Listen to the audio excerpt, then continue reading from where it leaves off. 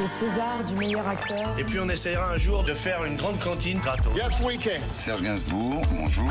Il n'y a eu qu'un vainqueur, c'est l'espoir. Europe 1. 7h22 sur Europe 1, c'est l'heure du jour où votre plongée quotidienne dans la boîte à souvenirs d'Europe 1. 4 boules de cuir tournent dans la lumière de ton œil électrique. Box, box.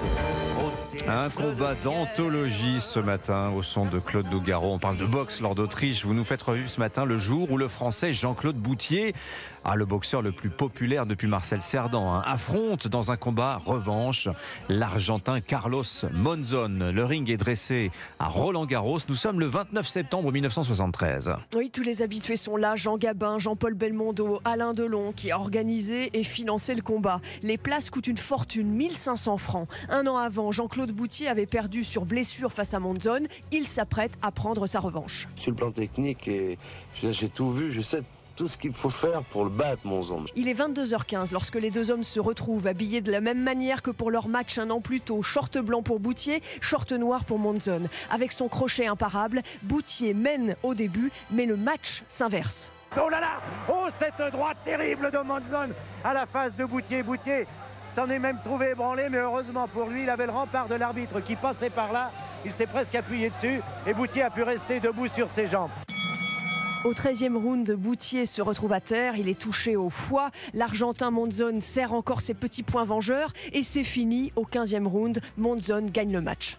Carlos Monzon lève les deux bras, Bouthier le raccompagne dans son coin en tapant amicalement sur sa tête.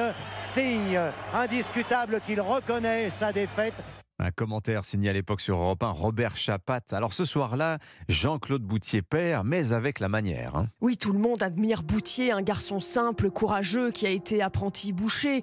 Bouthier sort ce jour-là la tête haute sous les applaudissements de la foule et il s'exprime en larmes au micro d'Europe 1. J'étais pas loin, quoi. J'étais passé tout près et puis je voulais tellement récompenser tous les gens qui m'ont donné un coup de main. Et puis, voilà, pour tout, je voulais donner le titre à la France. Et puis voilà, c'est passé à côté. Mais tout le monde salue la performance, comme l'acteur Jean-Paul Belmondo. Il a fait le combat qu'il fallait, c'est-à-dire pousser toujours dans ses retranchements Monzon.